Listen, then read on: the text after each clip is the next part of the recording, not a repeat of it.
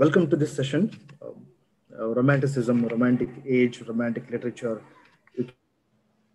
for own convenience. Okay, before we get into this discussion or deliberation, I would like to give you an anecdote, an incident that happened with me when I was in PUC. ನಾನು P U ಸಿಯಲ್ಲಿ ಇರಬೇಕಾದ್ರೆ ನಡೆದ ಒಂದು ಘಟನೆ ನಿಮ್ಮ ಜೊತೆಗೆ share ಮಾಡ್ಕೊಳ್ತೀನಿ. I was in arts PUC second year. We had a poem called The Daffodils, written by William Wordsworth. We never attended English classes because of basic reason is that we don't know English till PUC. Okay, we used to bunk. Suddenly, my teacher, my Professor Balikai ಅಂತ ಒಬ್ರು ಬಾಗಲಕೋಟೆಯಲ್ಲಿ, ಅವ್ರು ಬಂದ್ಬಿಟ್ಟು ಹೊರಗಡೆ ಬಂದ್ಬಿಟ್ಟು compound ಅಲ್ಲಿ ಕೂತ್ಕೊಂಡು ನಮ್ಮ ಒಂದು 5-6 ಜನ ಕರೆದ್ಬಿಟ್ಟು ಒಂದ್ ಮಾತು ಹೇಳಿದ್ರು, ಇವತ್ತು ರೊಮ್ಯಾಂಟಿಕ್ ಕ್ಲಾಸ್ ಕಂಡ್ರೆ ಬಂದ್ಬಿಡಿ ಅಂತಂದ್ರು. ಸಡನ್ ಆಗಿ ನಮ್ಮ ಎಲ್ಲ ಕಿವಿಗಳು ಅಗಲವಾಗ್ಬಿಟ್ಟು ಆನೆ ಕಿವಿ ಆಗ್ಬಿಟ್ಟು, ಏನೇ ಸರ್ ಮೇಸ್ಟ್ ಹಿಂಗೆ ಹೇಳ್ಬಿಟ್ರಲ್ಲ, ಸ್ಪೆಷಲ್ ಇರ್ಬೇಕು ಇವತ್ತು, ನೋಡೋಣ ಅಂತ ಕೂತ್ಕೊಂಡಿವಿ. ಲಾಸ್ಟ್ ಬೆಂಚಲ್ಲಿ ಇದ್ರು, ಮಿಡ್ಲ್ ಬೆಂಚಿಗೆ ಬಂದ್ರು, ಮಿಡ್ಲ್ ಬೆಂಚ್ ಇದ್ರು, ಫ್ರಂಟ್ ಬೆಂಚಿಗೆ ಬಂದ್ರು. ಫ್ರಂಟ್ ಬೆಂಚ್ ಇದ್ದವರು ಹಿಂದೆ ಕಳಿಸ್ಬಿಟ್ವಿ. ಯಾಕೆ ಅಂತಂದ್ರೆ ಮೇಸ್ಟ್ರು ಹೇಳಿದ ಸಂಪೂರ್ಣವಾಗಿ ಕೇಳಿಸ್ಕೊಳ್ಳಿಲ್ಲ. What we heard was very simple thing, romantic. Adna shabda mat. Then suddenly what happened, we were listening to class. Throughout the class, we enjoyed the poem and its intense emotions. Everything was fine. But throughout the lecture, we were surprised that there was nothing about romantic aspects. Naven ankondvi Sudeep bageno athwa Darshan bageno ಬೇರೆ ಯಾರ ಬಗ್ಗೆನೋ ಹೇಳ್ತಾರೆ ಅಂದ್ಬಿಟ್ಟು ನಾವು ಖುಷಿಯಿಂದ wait ಮಾಡ್ತಿದ್ವಿ. ಯಾರ ಬಗ್ಗೆನೂ ಬರಲಿಲ್ಲ. After the class we went to the teacher and asked, sir we are disappointed, ನಿಮ್ಮ ಮೇಲೆ ನಂಬಿಕೆ ಇಟ್ಕೊಂಡು ಬಂದು ಕ್ಲಾಸ್ ಕೂತ್ಕೊಂಡ್ವಿ, ನೀವು ಮೋಸ ಮಾಡಿಬಿಟ್ರಲ್ಲ ಅಂತ. ಯಾಕ್ರೋ ಏನಾಯ್ತು ಅಂತ ಕೇಳಿದಾಗ, ಸರ್ ನೀವೇನು ರೊಮ್ಯಾಂಟಿಕ್ ಅಂತ ಹೇಳ್ಬಿಟ್ರಿ, ಬಂದ್ರೆ ಏನು ರೊಮ್ಯಾನ್ಸ್ ಬಗ್ಗೆ ಏನು ಹೇಳಿಲ್ಲ ನೀವು. ಅಯ್ಯೋ ಹೇಳಿದ್ರು, ಅಯ್ಯಪ್ಪ ನಾನು ಹೇಳಿದ್ದು ರೊಮ್ಯಾನ್ಸಿಗೂ ನೀವು ಅನ್ಕೊಂಡಿದ್ದು ರೊಮ್ಯಾನ್ಸಿಗೂ ಸಂಬಂಧ ಇಲ್ಲ ಕಣ್ರಯ್ಯ. I was talking about a literary trend called romanticism ಅಂತಂದ್ರು. ಸರ್ ಅರ್ಥ ಆಗಿಲ್ಲ ಅಂತಂದ್ವಿ. ಅವ್ರು ಹೇಳಿದಷ್ಟೇ, ನಿಮ್ಮ ಸಿಲೆಬಸ್ಗಿರೋ ರೊಮ್ಯಾಂಟಿಕ್ ಏಜ್ಗೂ ಅಥವಾ ಪೋಯಿಟ್ಗೂ ನೀವು ಅನ್ಕೊಂಡಿರೋ ರೊಮ್ಯಾನ್ಸ್ಗೂ, ಫಿಲ್ಮಿ ರೊಮ್ಯಾನ್ಸ್ ಇರ್ಬೋದು ಅಥವಾ ನೀವು ಕೇಳಿರೋ ಕಥೆಗಳಿರ್ಬೋದು, ಅದಕ್ಕೂ ಯಾವ ಸಂಬಂಧನೂ ಇಲ್ಲ. ಮತ್ತೆ ಶಬ್ದದ ಅರ್ಥ ಹೇಳಿ ಸಾರ್ ಅಂತಂದಾಗ ಅವ್ರಂದ್ರು, he gave the again he took us back to the class. ಅವ್ರು ಹೇಳಿದ್ರು, ನೀವು ಪೋಯಮ್ ಇಷ್ಟ ಆಯ್ತಾ, ಡ್ಯಾಫೋಡಿಲ್ಸ್ ಇಷ್ಟ ಆಯ್ತಾ ನಿಮಗೆ ಅಂತ ಕೇಳಿದ್ರು. Then I said, yes of course sir, we enjoyed a lot ಅಂತಂದ್ರು. What did you like about ಅಂತ ಕೇಳಿದಾಗ, ನಾನು ಸುಮಾರು ಅಲ್ಲೇ ಕ್ಲಾಸಲ್ಲಿ ಕೂತ್ ತೇಲ್ತಾ ಇರೋ ಮೋಡಗಳು, ಡ್ಯಾಫೋಡಿಲ್ಸ್ ಟಾಸಿಂಗ್ ಗೇಟ್ಸ್ ಅಂತ ಹೇಳ್ತಾರಲ್ಲ, ತುಂಬಾ ಚೆನ್ನಾಗಿತ್ತು ಸರ್, ಎಲ್ಲ ಹಳದಿ ಬಣ್ಣ ತುಂಬ್ಕೊಂಡ್ಬಿಡ್ತು ಕಣ್ಣಲ್ಲೆಲ್ಲ ಅಂತೇಳಿ. ನಾನು ಈ ತರ ಆ ಪೋಯಮ್ ಬಗ್ಗೆ ಡಿಸ್ಕ್ರೈಬ್ ಮಾಡುವಾಗ ನನ್ನ ಕಣ್ಣಲ್ಲಿರ್ತಕ್ಕಂಥ ಹೊಳಪನ್ನ ಅವ್ರು ಅಬ್ಸರ್ವ್ ಮಾಡಿದ್ರು. ಅವ್ರಂದ್ರು, whatever your expressing is romance ಅಂತಂದ್ರು. ಸರ್ ಅದಂಗೆ ಸರ್, ಹುಡುಗಿನೇ ಇಲ್ಲ ಅದಂಗೆ ರೊಮ್ಯಾನ್ಸ್ ಆಗುತ್ತೆ ಅಂತ ನಾನು ಹೇಳಿದೆ. ಇಲ್ಲ, ರೊಮ್ಯಾನ್ಸ್ ಅಂದ ತಕ್ಷಣ ಬರೀ ಗಂಡು ಹೆಣ್ಣಲ್ಲಿ ನಡೀತಕ್ಕಂಥ ಒಂದು ಅವಿನಾಭಾವ ಸಂಬಂಧ ಅಲ್ಲ, ಬದಲಾಗಿ ನಿಮ್ಮ ಮನಸ್ಸಲ್ಲಿರ್ತಕ್ಕಂಥ ಯಾವುದೇ ಸೌಂದರ್ಯ ಗುಣ ಇದೆಯಲ್ಲ, ಅದು ರೊಮ್ಯಾನ್ಸ್. ನಿನ್ನ ಕಣ್ಣಲ್ಲಿ ಕಾಣ್ತಕ್ಕಂಥ ಒಂದು ಹೊಳಪು ಅಥವಾ ಆ ಪದ್ಯದ ಬಗ್ಗೆ ಇರ್ತಕ್ಕಂಥ ನಿನ್ನ ಒಲವು ಇದೇನಿದೆಯಲ್ಲ, ಇದೇ ರೊಮ್ಯಾನ್ಸ್ ಅಂತ ಹೇಳಿದ್ರು. Then I was surprised. You won't believe, from that moment everything changed about English language and literature. English ಬೇಡ ಅಂದ್ಬಿಟ್ಟು ನಾನು ಆರ್ಟ್ಸ್ಗೆ ಬಂದಿದ್ದು, ಅವತ್ತಿಂದ ಲಿಟರೇಚರ್ ಸ್ಟಾರ್ಟ್ ಮಾಡಿದ್ದು. So I hope it's my great pleasure to deal with a topic called romanticism, romantic age, okay, which changed, which was a kind of turning point in my life. So I hope I'm clear with the term. ನೀವು ಅನ್ಕೊಂಡಿರೋ ರೊಮ್ಯಾನ್ಸ್ಗೂ ಅಲ್ಲಿರೋ literary trend ರೊಮ್ಯಾನ್ಸಿಸಮ್ಗೂ ಯಾವುದೇ ಸಂಬಂಧ ಇಲ್ಲ. Okay, with that point, let me begin. Before we get into the real deliberation, I just wanted to ask you a question. If there are anybody, please respond me through voice or text. ನಿಮ್ಮೆಲ್ಲರಿಗೂ films ಇಷ್ಟ ಆಗುತ್ತಾ? Yes or no? Do you like films? Yes sir. Very good. ಈ Friday ಯಾವ film release ಆಗ್ತಾ ಇದೆ ಅಂತ ಗೊತ್ತಿದೆಯಾ? Yashaswini, Tejaswini? Yes, Love Mocktail. ಯಾವುದು? Love Mocktail. Okay, Love Mocktail. Okay, ಅದು ಫಿಲ್ಮ್ ರಿಲೀಸ್ ಆಗ್ತಾ ಇದೆಯಲ್ವಾ? ಹಾಗಾದ್ರೆ just assume that we don't have corona issue around us. ನಮ್ಮಲ್ಲಿ ಕೊರೋನಾ ಪ್ರಾಬ್ಲಮ್ ಇಲ್ಲ ಅಂತ ಅಸ್ಯೂಮ್ ಮಾಡ್ಕೋಣ. And you are all coming to class and college premise and your friends gather together and you have a discussion regarding the film release ಆಗ್ತಾ ಇದೆ Friday. Corona ಸಹವಾಸ ಏನಿಲ್ಲ, friends ಎಲ್ಲ ಕೂತ್ಕೊಂಡು ಒಂದು ಚರ್ಚೆ ಮಾಡ್ತಾ ಇದ್ದಾರೆ ಫಿಲ್ಮ್ ಬಗ್ಗೆ. What kind of discussion will be there? ಯಾವ ತರ ಪ್ರಶ್ನೆಗಳು ಕೇಳ್ತಾರೆ ನೀವು ಫಿಲ್ಮ್ ಬಗ್ಗೆ? ಏನೇನು ಪ್ರಶ್ನೆ ಕೇಳ್ಬೋದು? ಒಂದು ಫಿಲ್ಮ್ ನಾಳೆ ಫ್ರೈಡೆ ಬರುತ್ತೆ ಅಂದ್ರೆ ಅದ್ರ ಬಗ್ಗೆ ಏನೇನು ಡಿಸ್ಕಷನ್ ನಡೀತದೆ, ಏನು ಪ್ರಶ್ನೆಗಳನ್ನ ಕೇಳ್ತಾರೆ ನೀವು? ಏನ್ರಿದು about hero heroine? Very good Ambareesh. ನೀವು ಅನ್ಕೋಬಹುದು ಏನ್ರಿ ಇದು ಕ್ಲಾಸ್ ಬಂದ್ಬಿಟ್ಟು ಲಿಟರೇಚರ್ ಬಗ್ಗೆ ಇವರು ಫಿಲ್ಮ್ ಬಗ್ಗೆ ಮಾತಾಡ್ತಾ ಇದ್ರಲ್ಲ ಅಂತ ಹೇಳಿ. Okay, let me clarify one thing that I hope to my understanding I'm talking to students rather than teachers here, because the deliberation is prepared keeping students in my mind. So let me try to bring it to their level. Yes, I heard Amrish about the hero and heroine.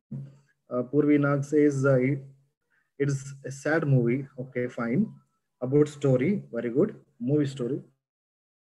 Let me take these opinions and try to put them in simple words. You ask a few questions like, who is acting? Who is hero, heroine? Who is the director? Who is the music director? How many songs are there? How many fights are there? ಎಲ್ಲೆಲ್ಲಿ shooting ಆಗಿದೆ? ಆಮೇಲೆ ಕೋ stars ಯಾರು, supporting rolls ಯಾರು ಮಾಡ್ತಿದ್ದಾರೆ? ಆಮೇಲೆ ಕತೆ ಏನಿರಬಹುದು? ಆಮೇಲೆ ಪ್ರೆಸ್ ಮೀಟಿಂಗ್ ಎಲ್ಲೆಲ್ಲ ಆಗಿದೆ ನೋಡ್ತೀರಾ? ಅದೆಲ್ಲದಕ್ಕೂ ಮುಂಚೆ ಇನ್ನೊಂದು ನೋಡ್ತೀರಾ, ಟ್ರೇಲರ್ ನೋಡ್ತೀರಾ ನೀವು. ಮುಖ್ಯವಾಗಿ ಟ್ರೇಲರ್ ತುಂಬಾ ಇಂಪಾರ್ಟೆಂಟ್. ಟ್ರೇಲರ್ ನೋಡ್ತೀರಾ, ಟ್ರೇಲರ್ ಜೊತೆಗೆ ಹೀರೋ ಹೀರೋಯಿನ್ ಡೈರೆಕ್ಟರ್ ಕೊಟ್ಟಿರ್ತಕ್ಕ ಇಂಟರ್ವ್ಯೂಸ್ ನೋಡ್ತೀರಾ. ಇದು ಯಾಕೆ ಹಿಂಗ್ ಮಾಡ್ತಾರೆ? ಡೈರೆಕ್ಟ್ ಆಗಿ ಫಿಲ್ಮ್ ನೋಡಿ ಬರ್ಬೋದಲ್ವಾ? ಥಿಯೇಟರ್ಗೆ ಹೋಗಿ ದುಡ್ಡು ಕೊಟ್ಟು ಪಾಪ್ಕಾರ್ನ್ ತಿನ್ಕೊಂಡು ಫಿಲ್ಮ್ ನೋಡ್ಕೊಂಡು ಎಂಜಾಯ್ ಮಾಡಿ ಬರ್ಬೋದು. But still you do a kind of homework. You try to dig out what happened before watching a movie. ಯಾಕೆ ಅಂತಂದ್ರೆ it's human curiosity. You want to know more about it so that you can enjoy the movie more and more. ಒಂದು ಥಿಯೇಟರ್ಲಿ ಕೂತ್ಕೊಂಡು ನೀವು ಬರೀ trailer ನೋಡಿ ಬಂದು ನೀವು ಒಂದು ಏನೋ ಆಸೆ ಇರುತ್ತೆ, ಇದು ಹೇಗಿರ್ಬೋದು, ಸ್ಟೋರಿ ಹೇಗಿರ್ತದೆ, ಹೇಗೆ ಹೋಗ್ತದೆ ಅಂತೇಳಿ. ಆ ಹಿನ್ನೆಲೆ ಏನಕ್ಕೆ ನೋಡ್ತೀರಾ ಅಂತಂದ್ರೆ ಆ ಕತೆ ಇನ್ನೂ ಚೆನ್ನಾಗಿ ಅರ್ಥ ಆಗ್ಲಿ, ಅಲ್ಲಿ ನಾವು ಮಾಡತಕ್ಕಂಥ ಕೆಲಸ ಇನ್ನೂ ಚೆನ್ನಾಗಿ ಅರ್ಥ ಆಗ್ಲಿ, ಕ್ಯಾಮ್ರಾಮ್ಯಾನ್ ಯಾರು ಅಥವಾ ಲಿರಿಕ್ಸ್ ಬರ್ದ್ರು ಯಾರು ಅಂತಂದ್ರೆ ನಿಮ್ಗೆ ಗೊತ್ತಿ, ನಿಮ್ಗೆ ಇದರಲ್ಲಿ ಏನೋ ವಿಷಯ ಇದೆ, ಅದು ನೋಡ್ಕೊಳ್ಳೋಣ, ತಿಳ್ಕೊಳ್ಳೋಣ ಅಂತ ಒಂದು ಆಸೆ ಇರುತ್ತೆ. See, if you take if I compare the same issue with the today's presentation, today ನಾವು ಮೇನ್ ಪಿಕ್ಚರ್ ರೊಮ್ಯಾಂಟಿಸಿಸಮ್ ಅಂತ ಆದ್ರೆ ಅದ್ರ ಬಗ್ಗೆ ಮುಂಚೆ ತಿಳ್ಕೊಳ್ಳೋದು ಇಂಪಾರ್ಟೆಂಟ್. ಅಂದ್ರೆ ಮೇನ್ ಪಿಕ್ಚರ್ ನೀವು ರೊಮ್ಯಾಂಟಿಕ್ ಏಜ್ ಅಂತ ಅರ್ಥ ಮಾಡ್ಕೋಬೇಕು ಅಂತಂದ್ರೆ ರೊಮ್ಯಾಂಟಿಕ್ ಏಜ್ ಮುಂಚೆ ಏನೇನಾಯ್ತು, what happened prior to it, what happened before romantic age, what was there, what happened, who were there, what is their contribution. ಈ ತರ ಪ್ರಶ್ನೆಗಳನ್ನ ಕೇಳ್ಕೊಂಡು ಹೋದಾಗ what happens, you get a clear picture regarding romanticism. In simple words, ಇನ್ನು ತುಂಬಾ ಸುಲಭವಾಗಿ ಹೇಳ್ಬೇಕು ಅಂತಂದ್ರೆ, ನೀವು ರೊಮ್ಯಾಂಟಿಕ್ ಏಜ್ ಅರ್ಥ ಮಾಡ್ಕೋಬೇಕು ಅಂತಂದ್ರೆ, ಅಥವಾ ನಾನಾಗ್ಲಿ ನೀವಾಗ್ಲಿ ರೊಮ್ಯಾಂಟಿಕ್ ಏಜ್ ಮುಂಚೆ ಏನಾಯ್ತು ಅರ್ಥ ಮಾಡ್ಕೋಬೇಕು. See, we both are sailing in same boat, two boats. ನೀವು ಸ್ಟೂಡೆಂಟ್, ನಾನೊಬ್ಬ student. Mostly the only difference is that you sit on benches, whereas I sit on a chair, but we face each other. ಅಷ್ಟೇ ವ್ಯತ್ಯಾಸ. ನೀವು ಕಲಿತಾರೆ, ನಾನು ಕಲಿತಾದ್ರೆ. ಆ ಉದ್ದೇಶದಿಂದ ಇಷ್ಟು ಸಿಂಪ್ಲಿಫೈ ಮಾಡಿ ಹೇಳ್ತಾ ಇದೀನಿ. ರೊಮ್ಯಾಂಟಿಕ್ ಏಜ್ ಅರ್ಥ ಮಾಡ್ಕೋಕ್ ಮುಂಚೆ ನಾವು ರೊಮ್ಯಾಂಟಿಕ್ ಏಜ್ ಮುಂಚೆ ಏನಾಯ್ತು ಅರ್ಥ ಅಂತ ಚೂರು ತಿಳ್ಕೊಳ್ಳೋದು important. Okay, I am going to share my screen with you all right now. Just let me know if you all can see it or not.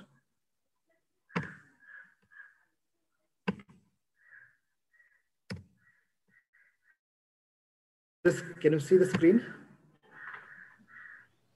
Yes, sir. Yeah, thank you so much. Well,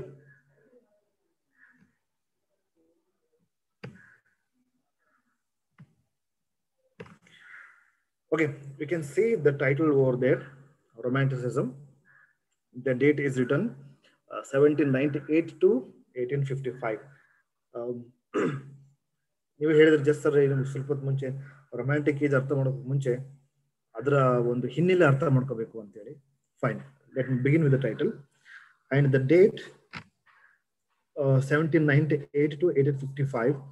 This is not the exact or fixed notion regarding the romantic age or the life, the span, what do you call time span.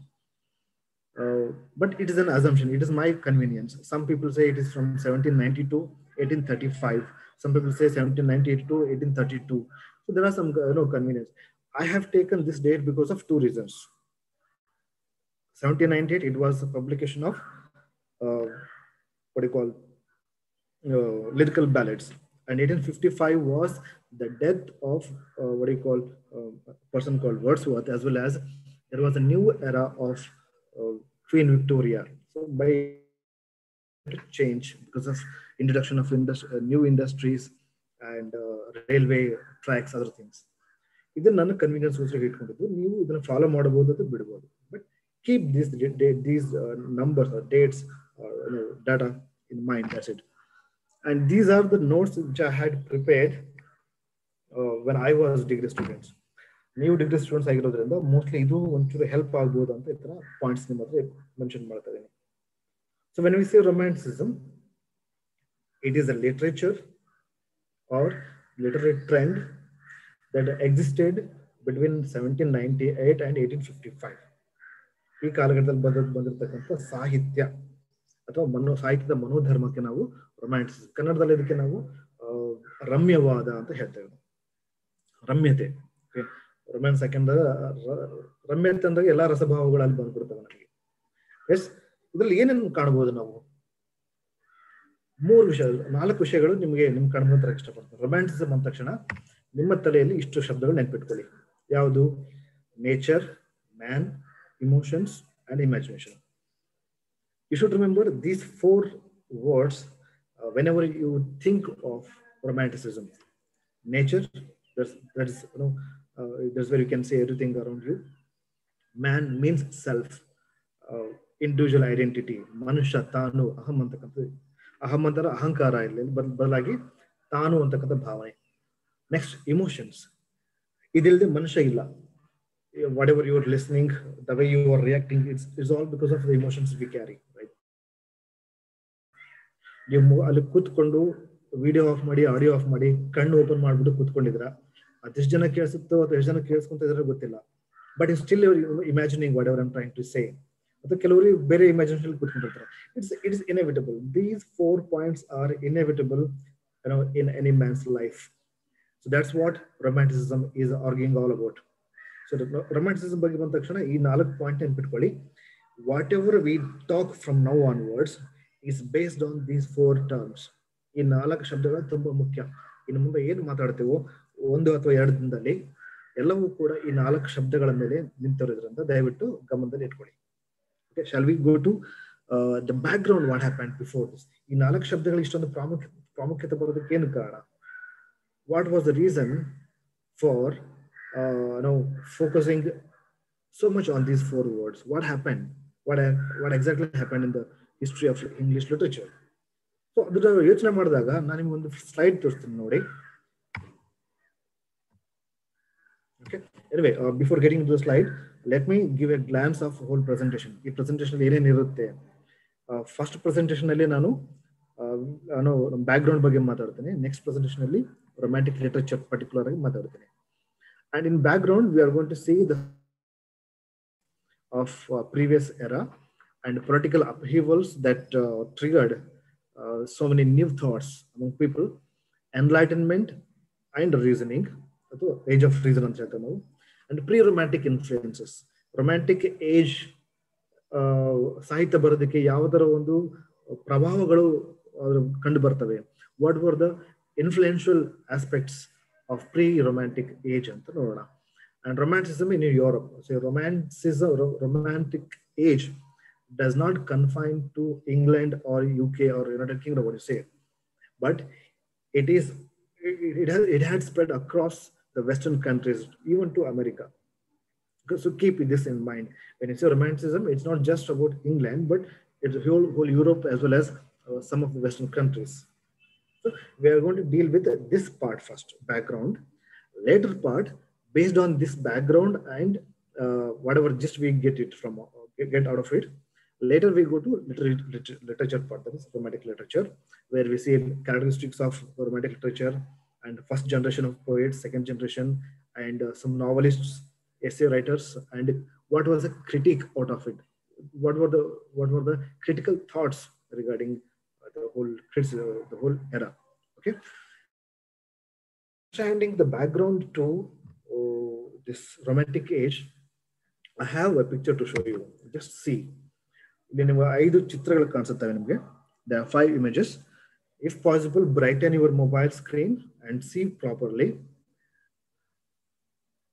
The first scene, let me point out. Yeah, this is the first image. If you cannot see properly, let me explain this. There are some machineries, people are working around, and here's a huge building. It seems to be a factory, right? And here we have below that another image. There is a gathering of people, and there is a podium, a dais, and there's a guillotine, and some people are captured, and dead bodies being pulled up, and there are some people, and there is one bullock cart. Okay, what does it signify? ಯಾರು ಹೇಳಕ್ ಸಾಧ್ಯನಾ? ಈ picture ಏನಂತ ತೋರಿಸುತ್ತೆ ಅಂತ ಯಾರಿಗಾರು ಗೊತ್ತಾ? It signifies French Revolution. Okay, here third picture image that shows an incident of American Revolution. This is French Revolution. This is about American Revolution. And here we have another person called Newton. ಇದೆಲ್ಲ ಒಂದು ಸಂಬಂಧ ಇದೆ, ಒಂದಕ್ಕೊಂದು ಸಂಬಂಧ ಇದೆ. Okay, next we have ultimate image which I liked. There are 3 people. Okay, 1, 2, 3. There is an old man who is bent over, and there are 2 people who are riding on his back. Okay, let us see what is the connect. So ನೀವು ಏನೋ ಹೇಳ್ತಾ ಇದ್ದೀರಾ romantic age ಅಂತ ಅನ್ಕೊಂಡ್ರೆ ನೀವು ಏನೇನು ಹೇಳ್ತಾ ಇದ್ದೀರಾ ಹಿಂದಿನ ಕಥೆ ಅಂತ ಅನ್ಕೋಬಹುದು ನೀವು. See, romantic age is basically a reaction to what happened in the previous era. ರಮ್ಯವಾದ ಅಂತಕ್ಕಂಥದ್ದು ಸುಮ್ಮನೆ ಹಾಗೆ ಗಾಳಿಯಲ್ಲಿ ಇಟ್ಕೊಂಡಿದ್ದಲ್ಲ ಅದು, ಅಥವಾ ಯಾರೋ ಕಲ್ಪನೆಯಲ್ಲಿ ಕನಸಲ್ಲಿ ಬಿದ್ದೊಂದು ಕನಸೂ ಅಲ್ಲ. ಬದಲಾಗಿ ಹಿಂದೆ ಅವರ ಹಿರಿಯರು ಮಾಡತಕ್ಕಂಥ ತಪ್ಪುಗಳ ವಿರುದ್ಧ ಅಥವಾ ಅವರ ನಡವಳಿಕೆಗಳ ವಿರುದ್ಧ ಸಿಡಿದು ನಿಂತ ಒಂದು ಕಾಲಘಟ್ಟ ಅದು. ದಟ್ ಮೀನ್ಸ್ ಯಾರ ವಿರುದ್ಧ ಸಿಡಿದು ನಿಂತರು ಅವರು, ಯಾಕೆ ಆ ತರ ರಿಯಾಕ್ಟ್ ಮಾಡಿದ್ರು, why did they revolt against the previous era, what was the reason? ಅದಕ್ಕೆ ನಿಮಗೆ 5 ಚಿತ್ರಗಳನ್ನು ಕೊಟ್ಟಿದ್ದು. ಹಿಂದಿನ ಇತಿಹಾಸ ಅರ್ಥ ಮಾಡ್ಕೊಳ್ಳದೆ ಇದ್ರೆ ನಿಮ್ಗೆ ಪ್ರೆಸೆಂಟ್ ಸಿಚುವೇಶನ್ ಅರ್ಥ ಆಗುತ್ತೆ. Romanticism is basically a reaction against previous era. Reaction ಅಂದ ತಕ್ಷಣ ಆ ಪ್ರತಿಕ್ರಿಯೆ ಬರೋದಕ್ಕೆ ಏನು ಕಾರಣಗಳು ಅಂತ ನಿಮ್ಗೆ ಚಿತ್ರಗಳು ಹೇಳ್ತಾ ಇದೀನಿ. Let me go to first the fourth picture, that is Newton. It is a symbolic representation of 16th and 17th century innovative thoughts. 16 ಮತ್ತು 17ನೇ ಶತಮಾನದಲ್ಲಿ ಸಿಕ್ಕಾಪಟ್ಟೆ ಡಿಸ್ಕವರೀಸ್ ಬಾಯ್ಬೋದು, ಸೈಂಟಿಫಿಕ್ ಇರ್ಬೋದು, ಜಿಯೋಗ್ರಫಿಕಲ್ ಇರ್ಬೋದು, ನಾವು ಸುಮಾರು ವಿಚಾರಗಳಲ್ಲಿ ಹೊಸತನ ಹುಟ್ಕೊಂಡ್ಬಿಡ್ತು. As a result of it, science started to evolve around in the form of industry. ಈ ಸೈಂಟಿಫಿಕ್ ಇನ್ವೆನ್ಷನ್ಸ್ ಇರ್ಬೋದು, ಜಿಯೋಗ್ರಫಿಕಲ್ ಇನ್ವೆನ್ಷನ್ಸ್ ಅಂದ್ರೆ ವಸಾಹತುಕರಣ ಅಂತಾರಲ್ಲ, ಅದರ ಒಂದು ಕಾರಣದಿಂದಾಗಿ ಹೊಸ ಇಂಡಸ್ಟ್ರಿ ಬಂದ್ಬಿಟ್ಟು. ಫಾರ್ ಇನ್ಸ್ಟೆನ್ಸ್ ಯಾವ ತರ ಹೇಳ್ಬೋದು ನಿಮಗೆ ಅಂತಂದ್ರೆ, ನ್ಯೂಟನ್ ಪಿಕ್ಚರ್ಗೂ ಮತ್ತೆ ಇಲ್ಲಿ ಇಂಡಸ್ಟ್ರಿಗೂ ಒಂದು ಡೈರೆಕ್ಟ್ ಕನೆಕ್ಷನ್ ಇದೆ. ಇವರು ಮಾಡಿದ ಕೆಲಸದಿಂದಾಗಿ ಇಂಥ ಒಂದು ಸಂಸ್ಕೃತಿ ಬಂತು ಇಂಗ್ಲೆಂಡ್ಗೆ, ಪರ್ಟಿಕ್ಯುಲರ್ಲಿ ಇಂಗ್ಲೆಂಡ್ಗೆ. ಫಾರ್ ಇನ್ಸ್ಟೆನ್ಸ್ ಮುಂಬೈಯಿಂದ ಕಾಟನ್ ಹೋಯ್ತು, ಕೋಲಾರದಿಂದ ಚಿನ್ನದ ಒಂದು ರಾ ಮೆಟೀರಿಯಲ್ ಹೋಯ್ತು, ಅಂಡ್ ಮಧ್ಯ ಭಾರತದಿಂದ ಕೋಲ್ ಹೋಯ್ತು. ಇದ್ರಲ್ಲಿ ತಗೊಂಡು ಇಲ್ಲಿ ಹೋಗ್ತಾ ಇದ್ರು ಅವರು. They went to England, then there they started their industry, and the raw material was carried to that country, and later the ready-made material came to the market, again to India, China, whatever you say. So ಇಲ್ಲಿಂದ ಕದ್ದು ಹೋಗಿರ್ತಕ್ಕಂತಹ ಒಂದು ಸಾಮಗ್ರಿಯನ್ನ ಅವರು ತಮ್ಮ ಫ್ಯಾಕ್ಟರಿಗಳಲ್ಲಿ process ಮಾಡಿ ಮತ್ತೆ ನಮಗೆ ಮಾರ್ತಾ ಇದ್ರು. ಹಾಗಾಗಿ what happened, because of so many scientific inventions, England saw a sharp rise in industry revolution ಅಂತ ಕರಿತೀವಿ ನಾವು ಅದಕ್ಕೆ. ಇದರಿಂದ ಏನಾಯ್ತು, ಅದಕ್ಕೆ ಏನ್ ಸಂಬಂಧ? ಯಾಕೆ ಅಂತಂದ್ರೆ, when you say industry, they need human man power, human resource ಎಲ್ಲಿಂದ ಬರ್ಬೇಕು ಅವ್ರಿಗೆ? ಎಲ್ಲಾ ಹಳ್ಳಿ ಜನಗಳು ಕೂಡ ಸಿಟಿಗೆ ಎಲ್ಲಿ ಇಂಡಸ್ಟ್ರೀಸ್ ಎಸ್ಟಾಬ್ಲಿಷ್ ಆಗಿದ್ವು, ಲೈಕ್ ಲಂಡನ್ ಅಂತ ಸಿಟಿಗಳಿಗೆ ಜನ ಮೈಗ್ರೇಟ್ ಆದವರು. So people started to migrate in a large number from villages to city or towns. As a result of it, what happened? The villages of England, rural India, rural England were deserted. Farmers were not there. No. Next, what happened? As a result of it, what happened? The industrial area was filled with a heavy population. There was creation of the formation of what do you say slum areas. ಇದರಿಂದ ಏನಾಯ್ತು, ಸಿಟಿಗಳಲ್ಲಿ ಒಂದು ತಾರತಮ್ಯ start ಆಯ್ತು. ಯಾವ ತರದ್ದು? Working class and industrialist ಅಂತ, elite class ಅಂತ ಹೇಳ್ತೇವೆ ನಾವು ಅದಕ್ಕೆ. ಕಾರ್ಮಿಕರು ಮತ್ತು ಯಜಮಾನ ವರ್ಗ. ಇದರಿಂದ ಏನಾಯ್ತು, ಮನುಷ್ಯರಲ್ಲಿ they started to lead a mechanical life. ಹಳ್ಳಿಯಲ್ಲಿ ಆರಾಮಾಗಿದ್ದ ಜನಗಳು ಏನ್ ಮಾಡ್ಬಿಟ್ರು, ಬರ್ತಾ ಬರ್ತಾ ಆ ಮಷಿನರಿ ಜೊತೆಗೆ ಮಷಿನ್ ತರ ಅವರು ಬದುಕ್ತಾ ಹೋದ್ರು.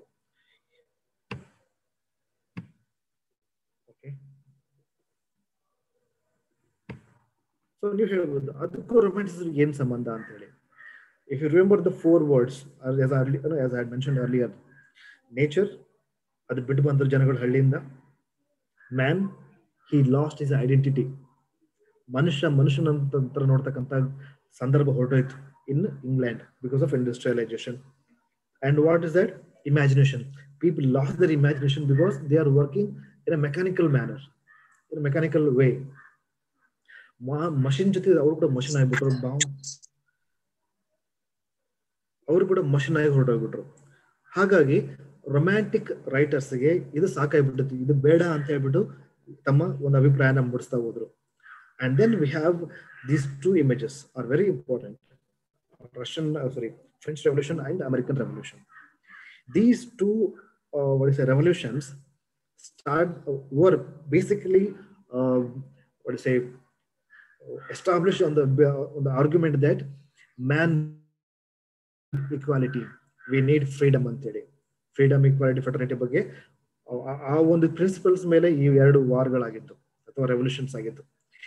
ಈ ಒಂದು ರೆವಲ್ಯೂಷನ್ಸ್ ಏನಾಯ್ತು, ಮನುಷ್ಯರಿಗೆ ಪ್ರಾಣ ಮುಖ್ಯ, ಆಸ್ತಿ ಅಂತಸ್ತು ಅಲ್ಲ.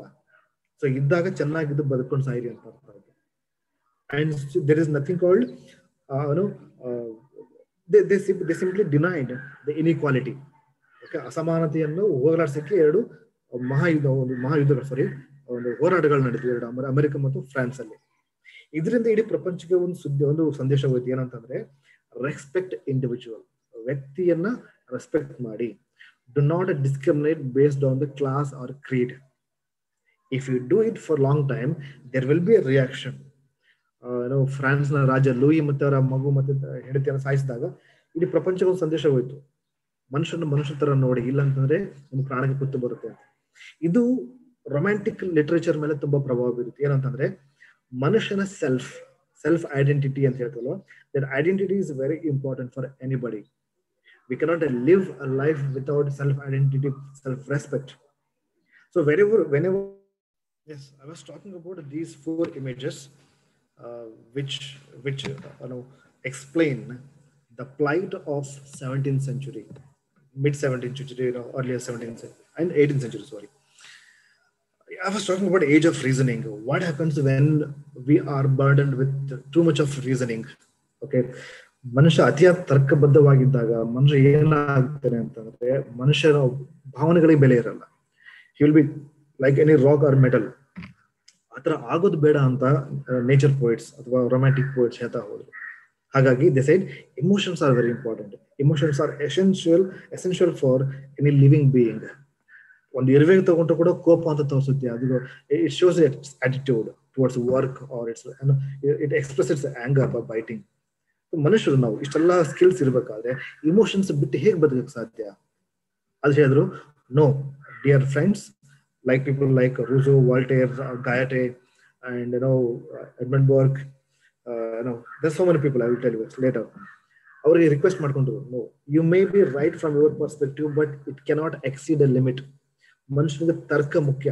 ಆದ್ರೆ ತರ್ಕವನ್ನೇ ಜೀವನ ಅಂತಂದಾಗ ಮನುಷ್ಯ ಉಳ್ಕೊಳ್ಳಲ್ಲ, ಒಂದು ಮಷಿನ್ ಆಗಿ ಉಳ್ಕೊಳ್ತಾನೆ ಅಂತ ಹೇಳ್ಬಿಟ್ಟು they started to revolt against such reasoning or what you call enlightened thoughts.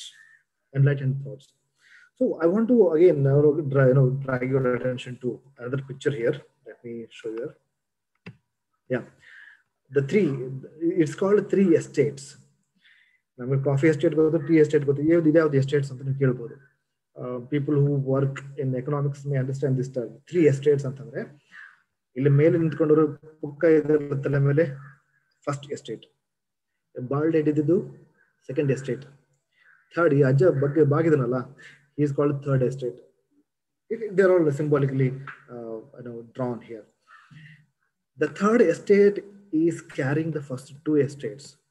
Third estate yaru antandre working class people, farmers, factory workers, any poor fellow, okay, who is carrying the whole system's burden, and he is toiling day and night to feed the 2 sectors. The second estate yaru, it's called businessmen or lords. ಜಮೀನ್ದಾರರು ಅಥವಾ ಮಾಲೀಕರು ಅಂತ ಅವರು ದುಡ್ಡು ಇದ್ದವರು. Who is the first estate? This is church ಅಥವಾ pop, ಅವರೊಟ್ಟಿಗೆ ರಾಜ ರಾಣಿ, ಇವರು first estate. ಇವರೆಲ್ಲರೂ ಕೂಡ ಎಂಜಾಯ್ ಮಾಡೋದು ಯಾರ ಆಧಾರದ ಮೇಲೆ? The third man. Then Romantic said, there's something wrong with the whole system here. Unless you focus on this old man or the third estate, the working class or the majority of the society, you cannot succeed in life, or no state can be happy ಅಂತಂದ್ರು.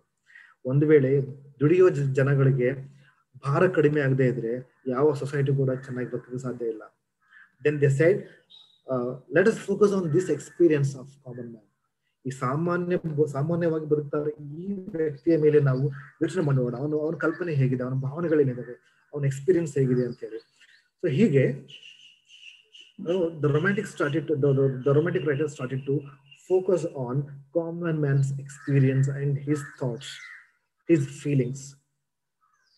And you ಕೇಳಬಹುದು, sir, these people are also individuals, don't they have any emotions? Yes, they do have emotions, they do have experience, but unfortunately till if you look at the whole history of human existence, it's always literature always focused on the elite experience. ಶ್ರೀಮಂತರು ಏನಿದ್ರು ಅವರ ಭಾವನೆಗಳು ಹೇಗಿದ್ವು, ರಾಜ ರಾಣಿ ಕಥೆಗಳನ್ನ ಕೇಳ್ಕೊಂತೀವಿ ನಾವು. ಭಿಕ್ಷುಕನ ಕಥೆಗಳು ಯಾಕೆ ಗೊತ್ತಿಲ್ಲ ನಮ್ಗೆ ಇನ್ನೂ ಕೂಡ. Then the people who started to write romantic poetry or essays or novels, they started to question this one. No more elite experience.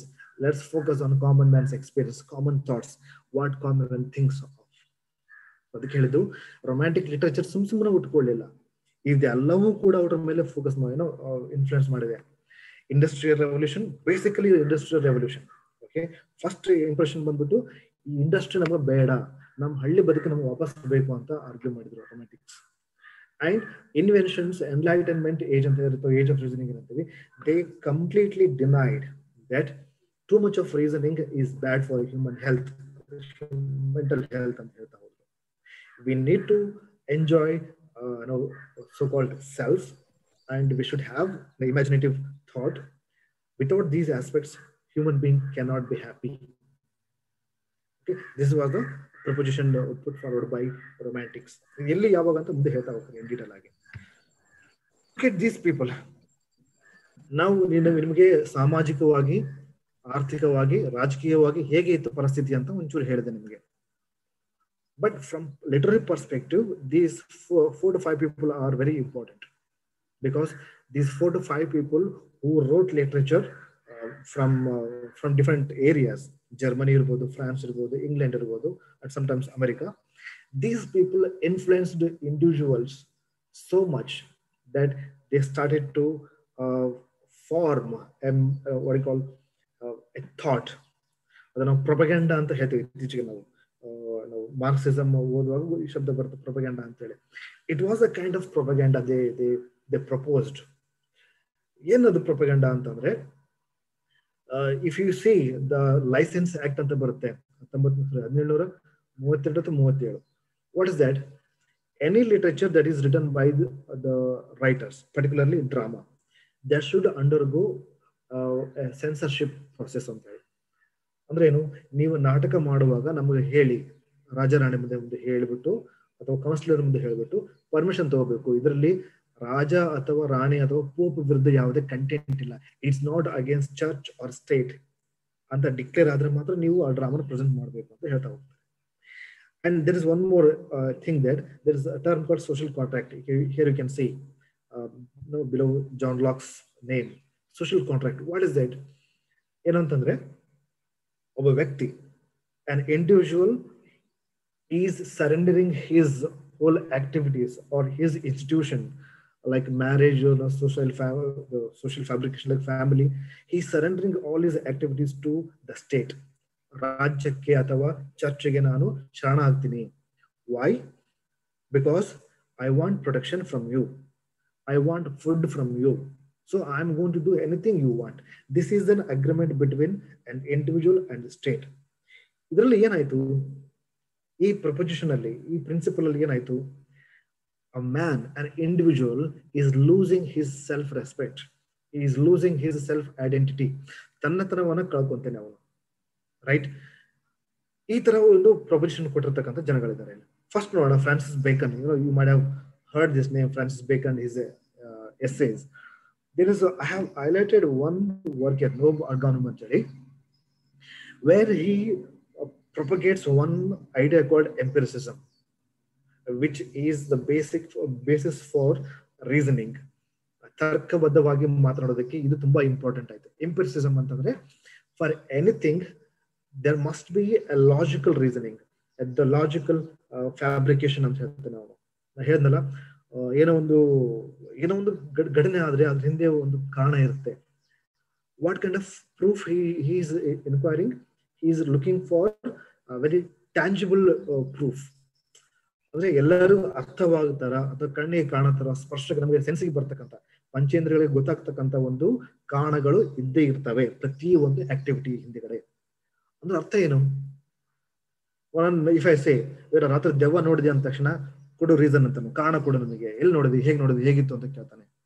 ನಾನು ದೇವ್ರು ನೋಡಿದ ತಕ್ಷಣ ಕೈ ಕಾಲು ಇದೆಯಾ, ಕಣ್ಣು ಚೆನ್ನಾಗಿದೆಯಾ ದೇವ್ರಿಗೆ ಅಂತ ಕೇಳ್ಬಿಡ್ತಾನೆ. I need to substantiate my statement. Then if I say I have seen God, I need to prove it. ಇದು ಅವ್ನು ಹೇಳ್ತಾ ಇದ್ದಾನೆ, ಎಂಪಿರಿಸಿಸಮ್ ಅಂತಾನೆ. ನೀವ್ ಏನಾದ್ರು ಹೇಳೋದಾದ್ರೆ ಅದಕ್ಕೆ ಒಂದು ರೀಸನ್ ಇರುತ್ತೆ, ಫೈಂಡ್ ಇಟ್ ಔಟ್ ಅಂತಾನೆ. ಅರ್ಥ ಏನೀಗ? ನಾನು ಆಟೋಮೆಟಿಕಲಿ ನಾನು ದೇವ್ರು ನೋಡಿದ್ಯಾ ಅಂದ್ರೆ ಇಲ್ಲ ಅನ್ಬೇಕಾಗ್ತದೆ. ಯಾಕೆ ತೋರಿಸ್ಬೇಕಲ್ಲ ನನಗೆ. ಮೈ ಮೇಲೆ ಹುಣ್ಣಾದ್ರೆ ತೋರಿಸ್ಬೋದು, ಇದೇನು ಆಗಿದೆ, ಸ್ಕ್ರಾಚ್ ಆಗಿದೆ ನೋಡ್ರಿ, ಹುಣ್ಣಾಗಿದೆ ನೋಡ್ರಿ ಅಂತ ತೋರಿಸ್ಬೋದು. ನಾನು ದೇವ್ರು ನೋಡಿದೆ ಅಂತಂದ್ರೆ ಗಿವ್ ದ ಪ್ರೂಫ್ ಅಂತ ಕೇಳ್ತಾನೆ. He said there is a reason for everything, there is a proper order, there is empirical method of research. Empirical ಅಂತಂದ್ರೆ ಪ್ರತಿಯೊಂದಕ್ಕೂ ಒಂದು ಕಾರಣ ಇದೆ, ಆ ಕಾರಣವನ್ನು ನೀವು ನೋಡ್ಬೋದು, ಕೇಳ್ಬೋದು ಅಥವಾ ಸ್ಪರ್ಶಿಸಬಹುದು, ಏನೋ ಒಂದಿರ್ತದೆ ಅಂತ ಆರ್ಗ್ಯುಮೆಂಟ್ ಕೊಟ್ಟ. ಎಲ್ಲರಿಗೂ ಅನಿಸ್ತು, ಓ ಹೌದು ನಿಜ.